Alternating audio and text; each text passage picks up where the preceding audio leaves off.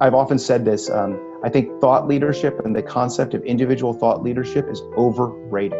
I believe in collaborative co-creation. If you think about the great inventions of the history, you got the Wright brothers. You have the Curies, Madame Curie and her husband. There were two of them. Even Isaac Newton said, if he has seen further, it is because I have stood on the shoulders of giants. The idea of this focus on individualism, we want to be individuals because our individual selves are important, but your individuality combined with someone else's individuality, that's where the magic can happen. Even Steve Jobs had Steve Wozniak. So hopefully some of these collaborative examples through history, I've just mentioned a couple of them, resonate with people because it is all about working together. So, welcome to the Mitti Ke Rang podcast, John. I am glad to have you. Oh, it's my pleasure to be here. Thank you for having me. It's totally our pleasure, and I am so excited for the conversation we're about to have. It will be around CSR and how it works, and how effective and how expensive it is for a company to run the CSR initiatives. So, before hopping on to CSR, I would like to start from the beginning of the very initial years when you were in college. So, what were your aspirations back then? Well, it's interesting because when I was in college, corporate responsibility and sustainability just didn't exist. Those weren't even an option. It was nothing I even, if you will, thought about. My background and major was in communications, and we had a college radio station. So at the time, I kind of thought I might end up being on the radio. And the other thing I played with the idea of was being a lawyer. But then after two classes, I didn't like the material was interesting, but the cutthroat nature of how people would be in competition all the time didn't appeal to me. I much more prefer a collaborative environment. And so that's where I ended up in communications. So, as you passed out of college, was CSR a thing back then? And so, how did you basically was introduced to CSR? Well, I'm going to be honest with you. And when I say this, people laugh. I fell into CSR completely by accident. Like I said, I had a background in communications, and then I got a secondary education in business. And I was working for a company called Lafarge, which is a global building materials company. And we were going through a restructure in North America. And so as the communications person, it was my job to handle that project and to help restructure the company. And they had thought that the project was going to fail. Well, it succeeded. And so they basically handed me the next project that was coming in from the parent company in France, which was the pet project of, I didn't know it at the time, but the chairman of the board, sustainability and corporate responsibility, and signing on to the Kyoto Protocol, which was the first ever climate agreement that the US never signed. But so they handed me that one, and that's sort of how I found my passion. So I found it completely by accident, and I don't think there's anything wrong with that. The truth of it is, I wasn't even sure it was my passion until I was offered a different job in regular communications and realized how much I missed it. And that's when I made the transition back. So life happens by accident. Right. You can't plan everything. So now that we have now that you've been into CSR for a good number of years, so I would just like to begin by asking you, how does the CSR uplift the society, and what is the holistic role of CSR? Well, I think, and this is a kind of a long answer, and I apologize for that. But if you look, you have to start with the concept of capitalism and the idea that what business does impacts people's lives. And people talk about how capitalism and the idea of having your own wealth and being able to keep the money, the fruits of your own labor, and spend it as you wish is a driving force for improving quality of life, freedom, opportunity. Because if you don't like things in your small town or your situation, if you earn money, you can buy that bus ticket to a better future. But what happens with CSR is it changes the way that we look at, the way businesses and individuals look at three things, which is human capital, environmental capital, and financial capital. And I know this is getting a little wonky, so I'll try to just make it pretty basic. But how many times have we heard the phrase, our people are our most valuable asset for a company. But what CSR does is it changes that a little bit to your most valued asset. And the difference between what is valuable and what is valued is when something's valuable, you either save it or you spend it. And when you see that is when companies burn out their employees because they're spending them. They're getting as much as they can from them as fast as they can because they want to take advantage of their knowledge or their skills or what have you, or their energy. The other one is to save it, which is where you keep people and hold people behind. And you don't allow them to advance and don't allow them to grow and prosper. In contrast, when you value people, you showcase them. You give them an opportunity to succeed, to learn, to grow, to shine. And so that mind shift, that putting your employees first and being an employee-centric company and providing a value to them other than just the paycheck and whatever job security we still have in the 21st century. The second I mentioned was ecological, the environmental capital. And the sustainability mindset in CSR looks at the idea that natural resources are finite. They're not there to be exploited. They're there to be effectively managed and stewards. And if you think about a paper company that replants trees because it knows that is the easiest way to regrow the forest to allow it to continue to produce paper without having to send its production further away, which increases the cost. Or fishermen are a great example. Most fishermen do not resist sound and sensible environmental policies to protect the reef. Then, don't catch juvenile fish, don't destroy the ecosystem so that the eggs can't, survive and thrive and hatch and become the next generation, because they understand that the bounty of the sea isn't infinite and needs to be replenished. And the last one is financial, and that it requires us to understand both the long and the short-term value. It's really about the balance of the long and the short term. And if you change that mindset from just what can I get today as much as I can to how do we build something? Yes, we want to make enough for today, meet the needs of today's generation, but also protect the needs of future generations, whether they be generations of fish, generations of trees, or generations of humans. So that's the value it brings to society, and leveraging the power of business and capitalism to maximize all three, not just the economic value in the short term. Sorry, I know that's a long answer, but it's a great question. And it's really critical because that's the mindset shift that we're seeing, particularly in the younger generation, which is fantastic. Absolutely. So now just hopping on to the financial and monetary aspect of CSR. So how expensive and complicated is a CSR program, and how likely is it to do well? Well, it's a tricky question because I've done CSR from the very inception to all the way to these very complex global companies programs. The trick is what most people do is they start with focusing on efficiencies. Whether and you think about it, that's a business language. We want to maximize our efficiency. So efficiency of resources. So how can you cut a piece of fabric in such a way that you can get more items from it, or sell the scraps that you can't use, let's say, to make a shirt, for someone else to make something else with it. And so you're reducing costs. So initially what people try to do is find those cost savings. The other thing they try to find is the premium products, the things that people like, the fair trade coffee or the organic produce that commands a higher price in the marketplace and therefore adds value. Are programs expensive? Sure. The more you get into it, the more upfront costs you may have to implement something that in the end will either save you money or make you money. And again, with the idea of like reforesting the trees, there's a huge cost to do that. But if you're planning for the company to be there in 30 years, and this is a problem because a lot of times leadership's only there for a few years, but if you're thinking about 30 years, you plant the trees today so that 30 years from now, the cost is saved. So most of these programs can and do pay for themselves, especially if you think about something like climate change. What is the economic cost of flooding coastlines, increased storms, droughts in places where food is made, the dislocations of people and populations that are going to happen if we don't address climate change? So yes, there's a cost, but it's sort of like the COVID situation we're in right now.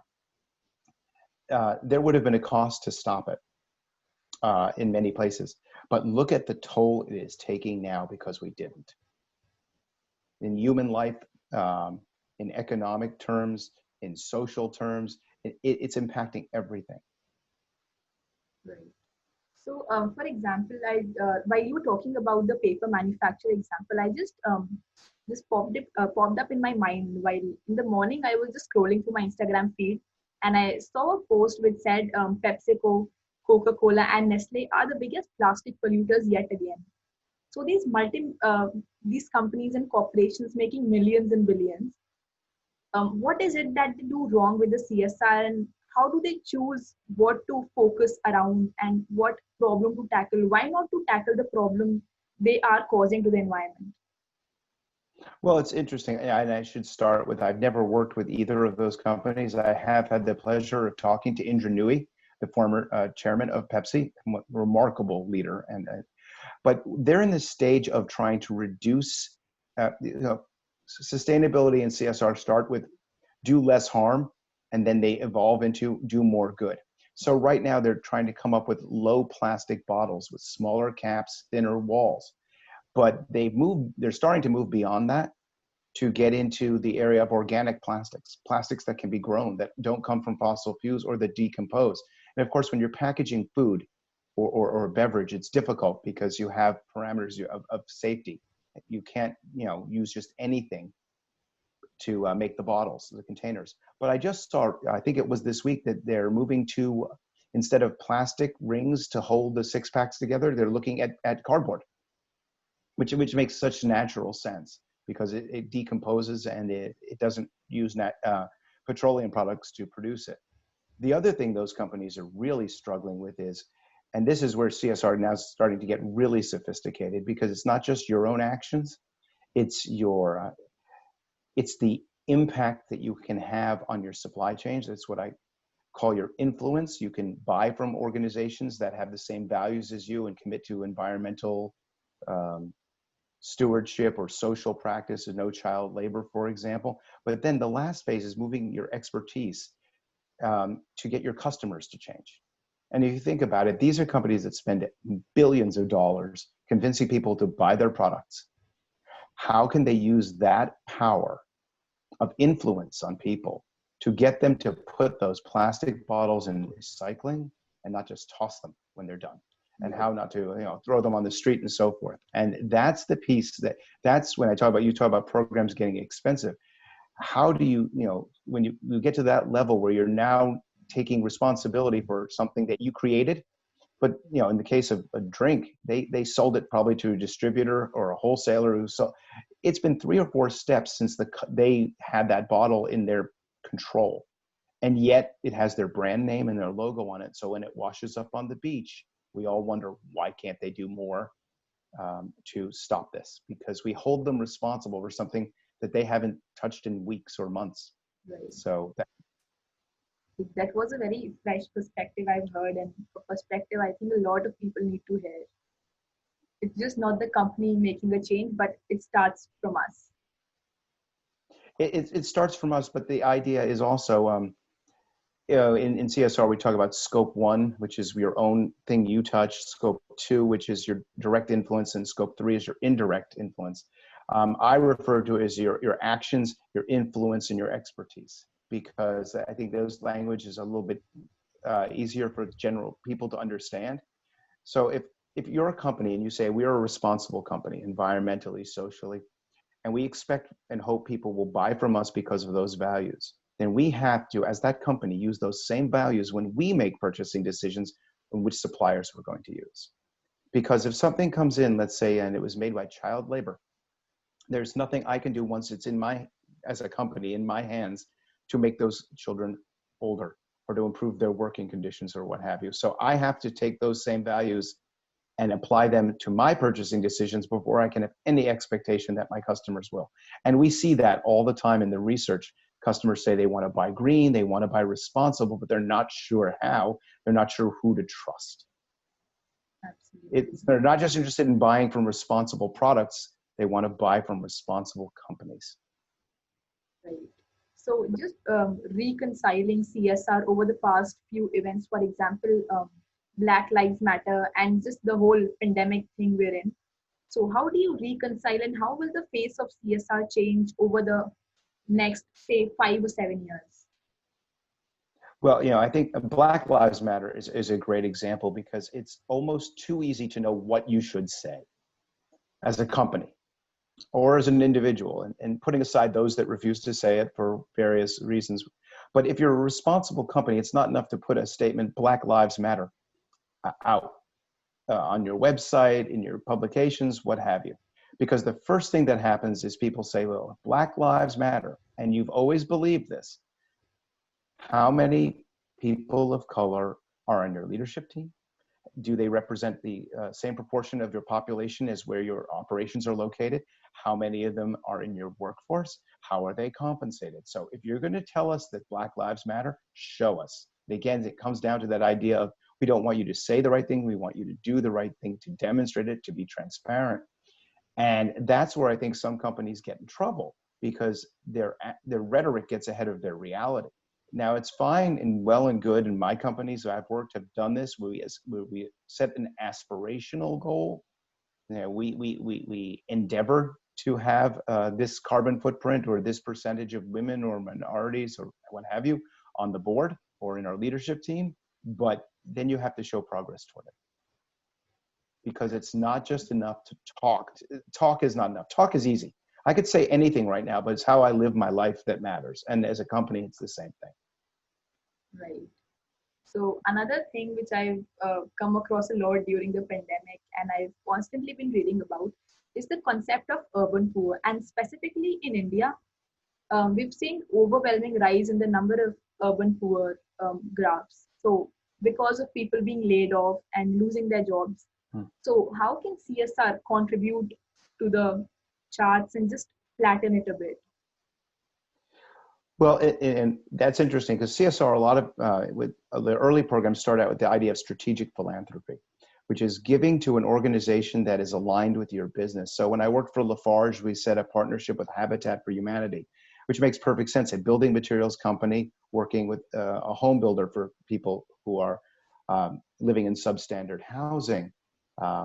But we could donate products, we could donate expertise, we could donate services.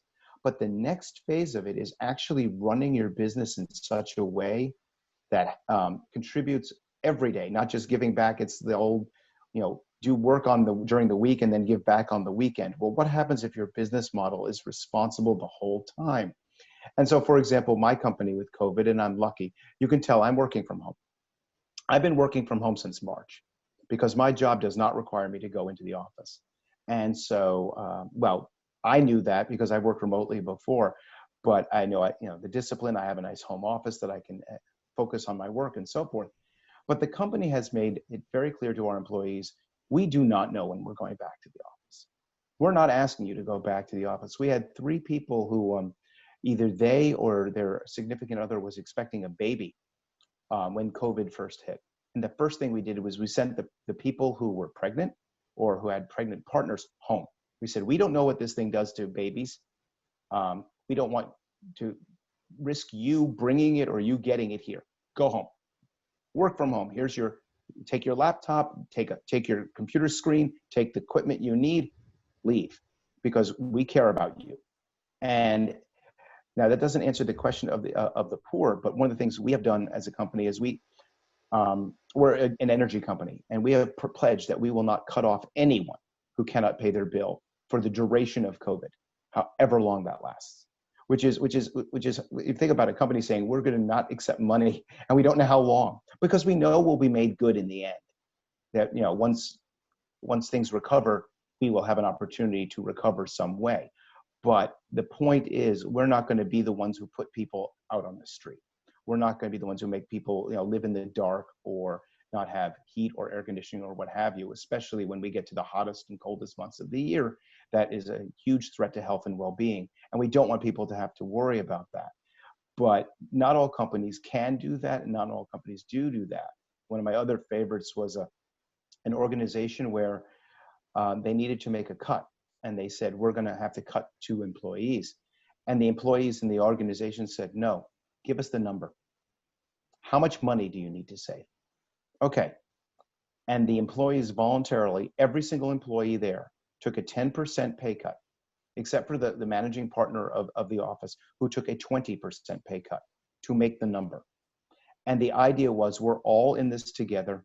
We're all going to take less money because we don't want to be the one to lose our job, but we also don't want to be the one to have our colleague lose their job. It's that idea of a shared fate.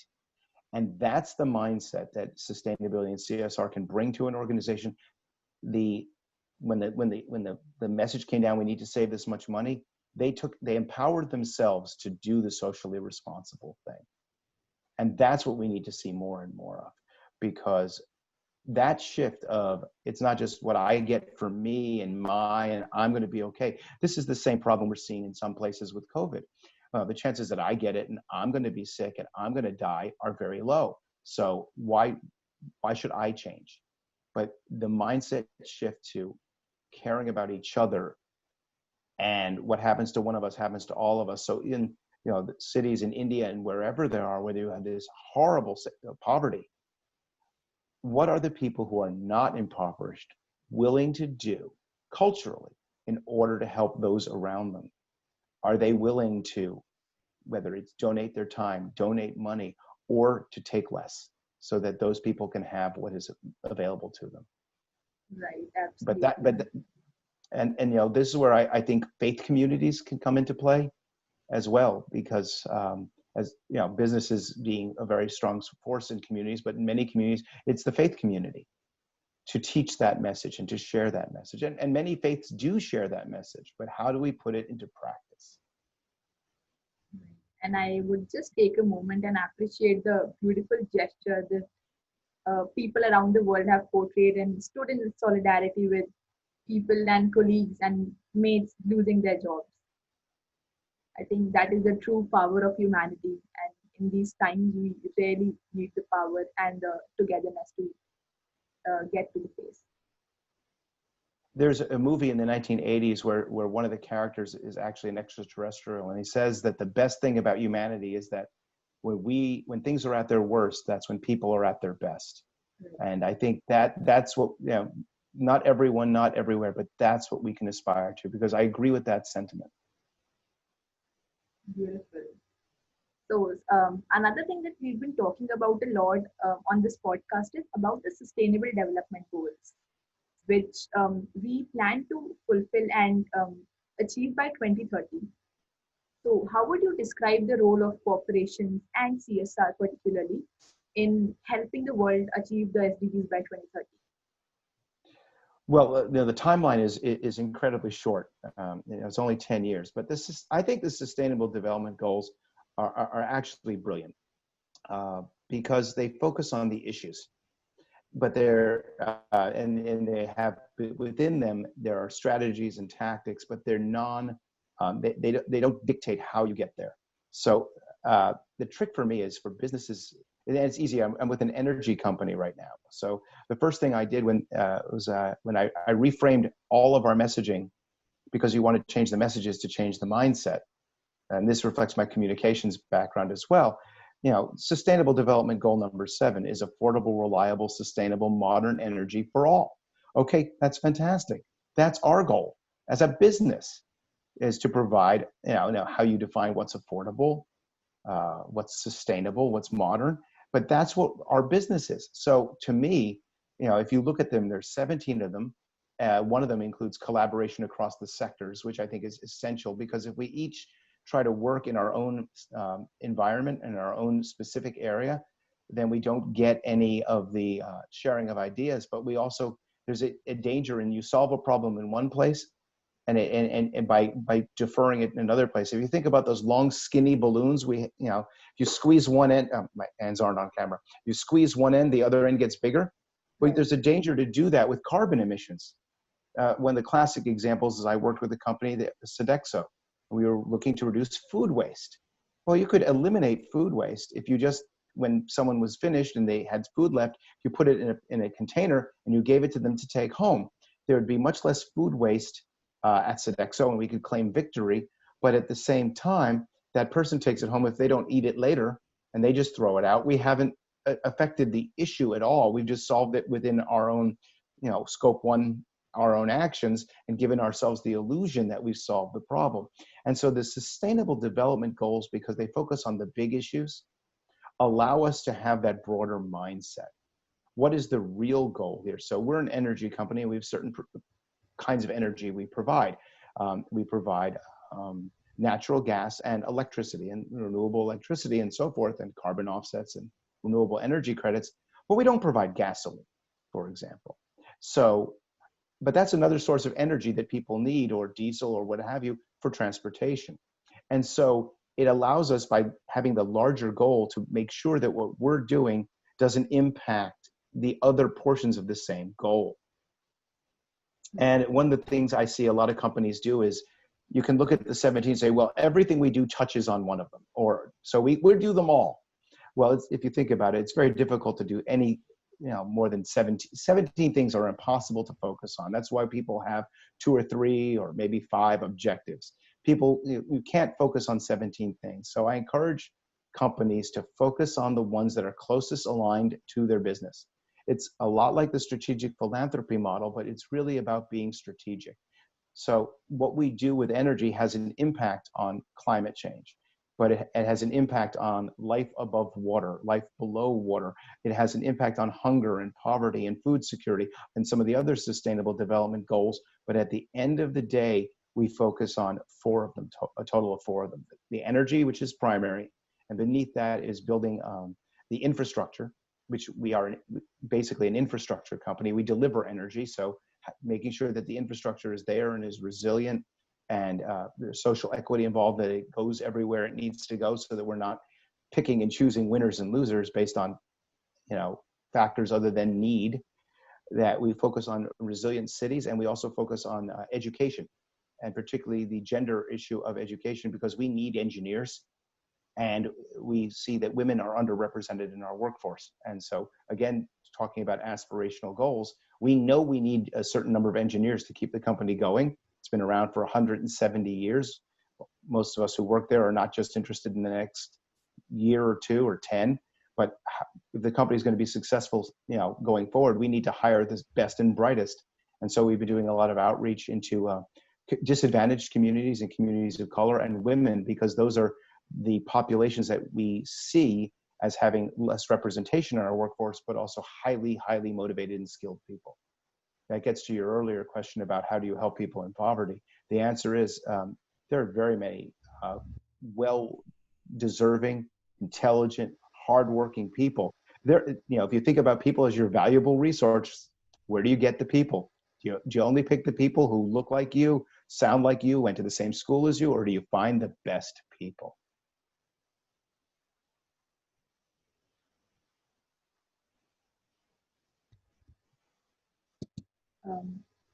Did we align your CSR initiatives with the Sustainable Development Goals? Take a step back and think about what your business really does. And I make this distinction between what you make and what you do. So, Lafarge made building materials, but what it did was it built communities, it built homes, it built workplaces, it built hospital. I used to say it builds a hospital where your children will be born, the roads they use to get to work, the house where you'll raise your children. Make it personal. So what's the impact on people's lives of the business, rather than the specific things that you produce or the services you provide? Because when you know what let me start that again. I'm not saying it well. When a company focuses on what it makes, it loses the focus on what it does for people's lives, the impact it has on its communities, as well as those who are customers. So a building materials company builds homes where people live. It builds schools where their children will be educated, the hospital where those kids are born, and the offices where they work, and so forth, and the roads to get between them. It's the impact on people's lives. If you look at an impact statement, that gives you your purpose. That you can align with your sustainable development goals, because they're broad enough to demonstrate purpose. So if our purpose is to deliver specific types of energy, there's a sustainable development goal focuses on delivering energy. It stops us from thinking of ourselves as an electricity company or a gas company, and starts us thinking about being an energy company and what it takes to be the best energy company. So just funneling down it a bit and just getting to the individual aspect as in the people within the company. So what step or what role is it of a CSR or a company as a whole to educate their own employees and their own people who they are associated with about the CSR goals and the SDG goals? I think the CSR goals are a great way. I think CSR and the Sustainable Development Goals are a great way to give your employees a sense of purpose behind the work they do every day. It's easy to go into work and lose sight of the fact that what you're doing is part of a greater effort and the impact it has on people's lives. So if you just think of yourself as, I'm the accountant, and I make sure the books are balanced.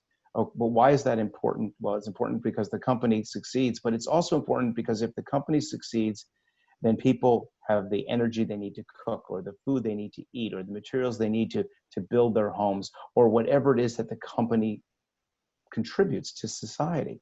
And it gives people a stronger sense of purpose. So that rather than talking about linear feet of wallboard, how many homes did you help build today? And that makes people feel better about the work they do because they see it as being more meaningful. And people are looking for meaning in the work, particularly the research shows the new generation coming out of colleges and high schools and going into the workforce are looking to have their work be meaningful. You know, when my dad was at work, it was all about make the money, provide for the family, and then when you're retired or on your weekends and the evenings, that's when you contribute and give back. People want their passion and their paycheck to come from the same place today. They want to know that what they're doing matters and that they're contributing to something greater than just taking care of themselves. We've seen it with research that shows, and we've seen people do this. Take a job at a company that offers a lower salary because the work is more meaningful and is connected to that person, and in a way that they feel like that's the kind of place I want to work. And so people seem to be valuing money less and purpose more.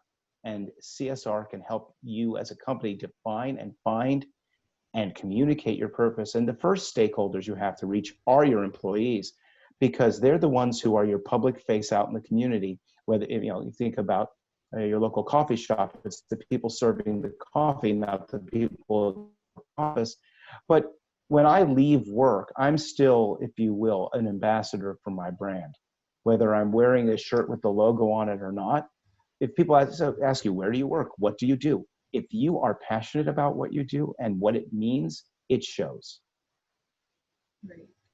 So just as a CSR professional, how do you instill the purpose in the employees who might lose the sense of purpose in the journey? Well, that's hard. You have to constantly reinforce it. And the first step is to make sure that it's real. Because, just as we said, people can see through words versus actions. If people can see the actions of the company aligning with the purpose, it's almost impossible to lose that sense of purpose because it's what's reinforced every day. So it really comes down to the culture of the company and the leadership of the company. And the leadership is not necessarily the people at the highest part on the org chart. There are always thought and opinion leaders within every organization. Some people call them the gossips, but they're the people who share and talk about what it's like to work there and how they feel about working there. Now, it's interesting now in the days of COVID when so many of us are virtual, but they're the ones you find getting coffee. How's it going? And they tell you about some great project they're working on or something they're excited or enthusiastic about. Or on the other side, if they're not, or if they're feeling dejected. But if those people within your organization have that sense of purpose, it is infectious in a good way. Right. So just to wrap up the podcast and ask you the final question that I ask every guest on the podcast. So I'll let you go through the drill, which is the first question being, what is the best advice you received in personal or professional life, which you would like to share, summed up in a 5 to 7 word presentation title? So that's the catch here, in a 5 to 7 word presentation title. Well, I'm going to do it this way. Always stay humble and be curious. Right. Now, Staying humble. like you said, it was something that was said to me once, and the explanation is humility. No matter how much you think you know, no matter how successful you think you are, no matter, whether you're, you receive awards, you receive money, you receive a leadership position, stay humble. Always know that there is more to learn and that you don't know everything. And be willing to listen to the people around you who may have the idea that you're looking for. And that's where the being curious fits in too. Because if you're curious and you have curiosity, the idea of lifelong learning becomes fun and exciting and not arduous. So in 4 words, stay humble, be curious. Beautiful. And I think staying grounded and having the zeal to learn and grow is what takes you the long way. So another question to you would be, what is the message you want to give to all the aspiring leaders and specifically those who are wanting to build a career in CSR? These issues that we're working on, poverty, hunger, climate change, social justice, inequality, are far too important to leave to those who have failed to solve them. But at the same time, I'm not abdicating responsibility and saying, oh, the younger generation will fix it. Help us to be better. Hold us to the highest standards. Push us, challenge us, question us, force us, as well as yourselves, the same passion that you bring to yourself, bring it to helping others, even those who might seem a little older, a little set in their ways, and a little stodgy. In many cases, we mean well, we just either haven't thought of it or we just don't know how to move from our ideals to actions. Absolutely. And as far as I remember, I was also having this conversation with someone who pointed out how important it is to build that um, collaborative collaboration between the Generation Z and the older generation. It's not always just one generation who are looking at the problems, but it's a partnership in the two generations. Well, there's actually 5 generations in the workplace right now, and they all bring different life experiences and backgrounds. And, I've often said this, I think thought leadership and the concept of individual thought leadership is overrated. I believe in collaborative co-creation. If you think about the great inventions of the history, you got the Wright brothers, you have the Curies, Madame Curie and her husband. There were 2 of them. Even Isaac Newton said, if he has seen further, it is because I have stood on the shoulders of giants.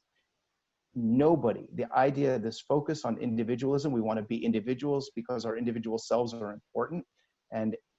But your individuality combined with someone else's individuality, that's where the magic can happen. Even Steve Jobs had Steve Wozniak. So hopefully some of these collaborative examples through history, I've just mentioned a couple of them, resonate with people because it is all about working together and learning from each other, because my unique experiences, my age, my gender, my culture, my background, my education are vastly different than you, but I know I can learn something from you, and I'm so looking forward to doing so. Absolutely. And on that note, I would like to end the podcast and thank you for being with us here today and giving us such grateful and holistic insights. Well, I'm glad you thought it was helpful. I'm at John Friedman on Twitter. I'm on LinkedIn. Please, anyone who's listening, feel free, reach out to me. I don't just say it, I live it. And like I said, companies have to, so let's work together. And just before ending the podcast, John, I would just like to tell tell the listeners about the book that you've been working on and that is out, and just give us a gist about that. Well, thank you for this opportunity. I've just finished and published a book. It came out in April. It's called Managing Sustainability: First Steps to First Class. It was designed for business classes and students, but it can also work for mid-career professionals. And for those of you who are just starting out, it really starts with the basic principles of how to start a program, right up through some of the industry-leading programs that I've been privileged to be part of implementing. And it's available on Amazon and on businessexpertpress.com. I think Amazon will get it to you faster.